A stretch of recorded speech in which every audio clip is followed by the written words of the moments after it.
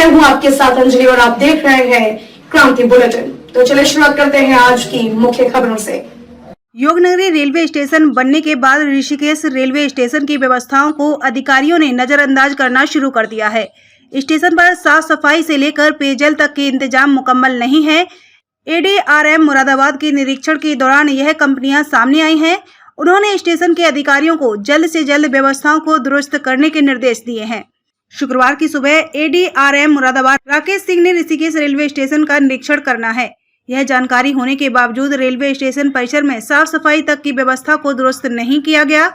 इससे अंदाजा लगाया जा सकता है कि स्टेशन के अधिकारी व्यवस्थाओं को लेकर कितने संजीदा हैं। बता दें कि जैसे ही एडीआरएम ऋषिकेश रेलवे स्टेशन का निरीक्षण करने पहुंचे, सबसे पहले उन्होंने साफ सफाई के मुकम्मल इंतजाम नहीं देखे, अपनी नाराजगी जाहिर की। इसके बाद पेयजल की उचित व्यवस्था नहीं दिखाई देने पर भी वह नाराज दिखाई दिए।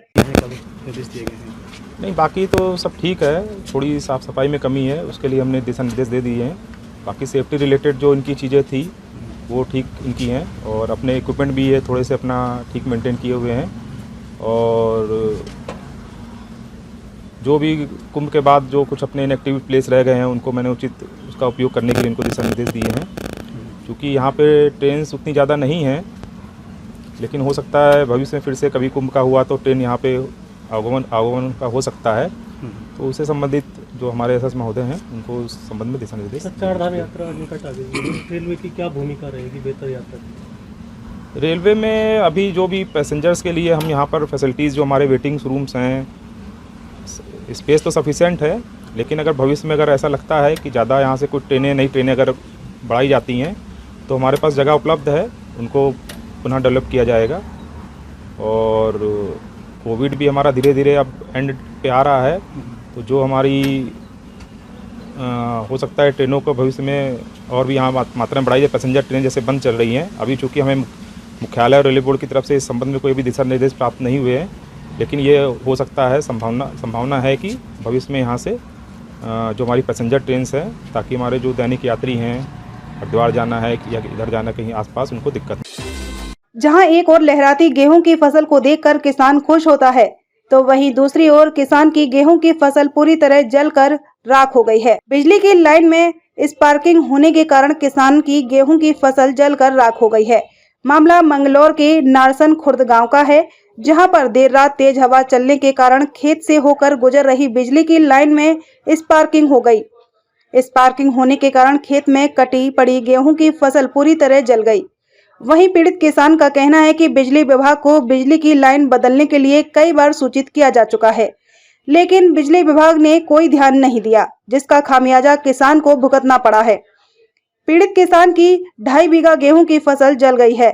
वहीं पीड़ित किसान अपनी जली हुई गेहूं की फसल का मुआवजे की मांग कर रहा है। हवा चली, यहाँ ये मेरे खेत के ऊपर को आप देख रहे हो कि 11,000 की लाइन गई हुई है। इसमें हवा के चलते बिजली का फॉल्ट हुआ। और मेरे पास जो ज़मीन है ये 2.5 बीघा, इसमें मेरे गेहूं थे जो मैं कटे हुए थे, उसके कारण बिजली का फॉल्ट होने के कारण आग लगी। आग लगने के बाद जितना गेहूं था सारा जलकर राख हो गए। मैं तो यही मांग कर चाहता हूँ कि जो मेरा नुकसान हुआ है उसकी भरपाई करें। घटना हुई है बिजली के कारण हुई है। बिजली की जो स्पार्किंग हुई है उसकी वजह से गेहूं में आग लगी है। ये तो शुक्रमान यहाँ किसान भाई आ गए थे, बहुत कोशिश करी बुझाने की, लेकिन आग नहीं बुझा पाए। लेकिन बिजली विभाग की बहुत लापरवाही है, इसके कारण आग लगी। जबकि कई बार उन्हें कह लिया भाई ये तार तूर अपने सही कर लो, लेकिन वे इस चीज़ पर कोई ध्यान नहीं देते।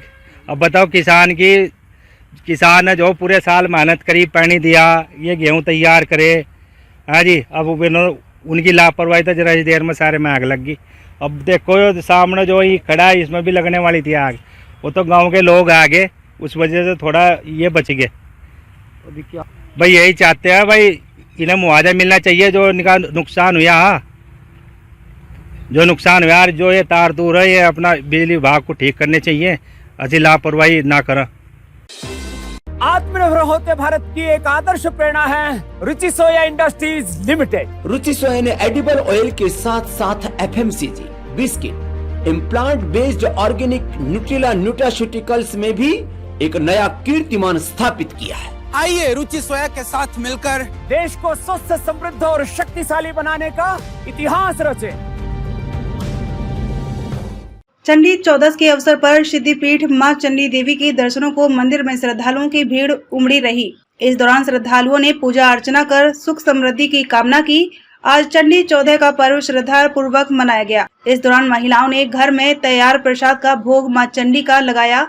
चंडी देवी मंदिर के महंत रोहित गिरी महाराज जी ने बताया कि नवरात्रों में मां के 9 स्वरूप मां भगवती चंडी देवी से मिलने आती हैं। चंडी चौदस पर विशेष पूजा अर्चना के बाद सभी देवियां अपने स्थान लौट जाती हैं। जो मां चंडी देवी के मंदिर में नियमित रूप से पूजा पाठ और व्रत का पालन करते हैं। दुर्गा पूजा के 9 दिन तक देवी दुर्गा का पूजन, दुर्गा की पूजा करते हैं। मां चंडी सभी की मनोकामना पूरी करती हैं।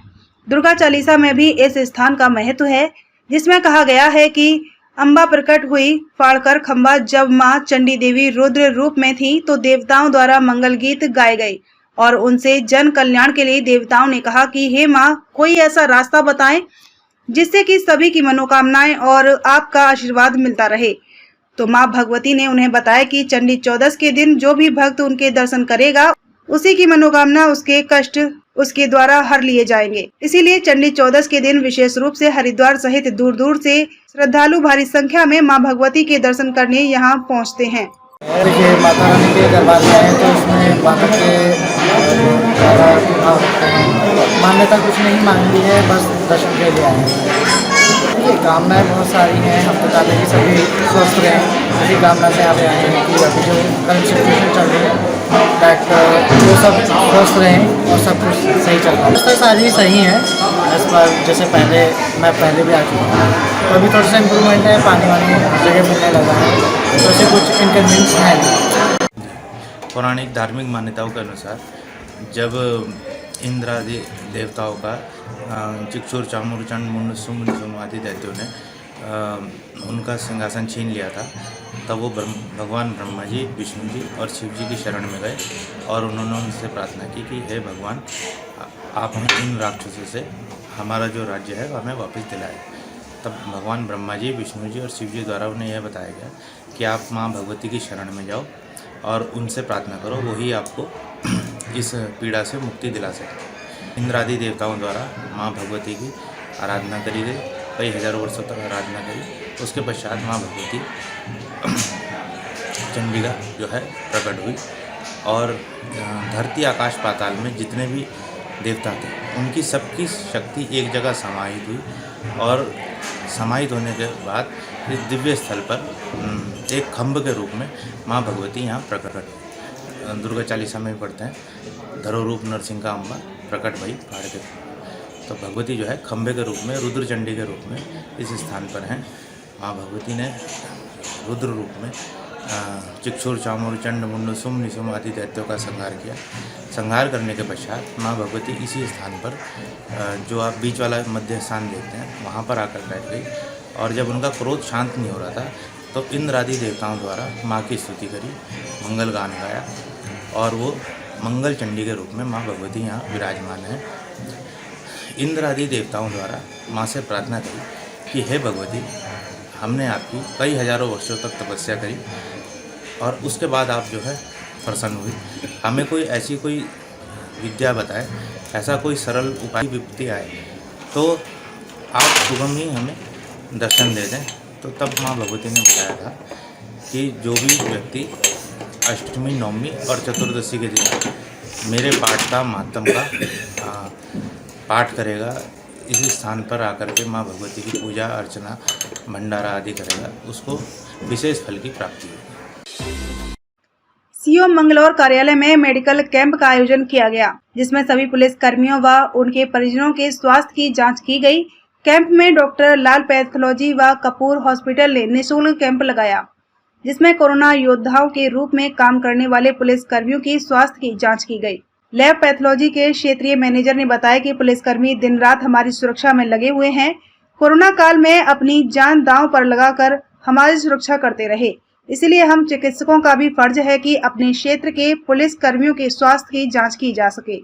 सीओ कार्यालय में पैथोलॉजी लैब लगाकर सभी पुलिस कर्मियों के खून की जांच की जा रही है। बदलते मौसम में कई बीमारियों का प्रकोप बढ़ने का खतरा रहता है। ऐसी स्थिति में हमें अपने स्वास्थ्य की जांच अवश्य करनी चाहिए। फ्री हेल्थ चेकअप लगाया है मंगलोर सीओ मंगलोर थाने में। आज जो हमारे पुलिसकर्मी हैं जो हमारी सेवा करते हैं दिन रात, ये उनके लिए हमने कैंप लगाया है। तो इसमें हमने उनके लिए कुछ जांचें फ्री की हैं, जैसे शुगर, कोलेस्ट्रॉल और हीमोग्लोबिन हमने फ्री जांचें की हैं। बाकी कुछ और टेस्ट भी जो है काफी डिस्काउंटेड रेट पर हमने किए हैं। उत्तराखंड हाई कोर्ट ने रामनगर के सखनपुर में स्थित मनराल स्टोन क्रशर के अवैध रूप से संचालित होने के खिलाफ दायर जनहित याचिका पर सुनवाई की।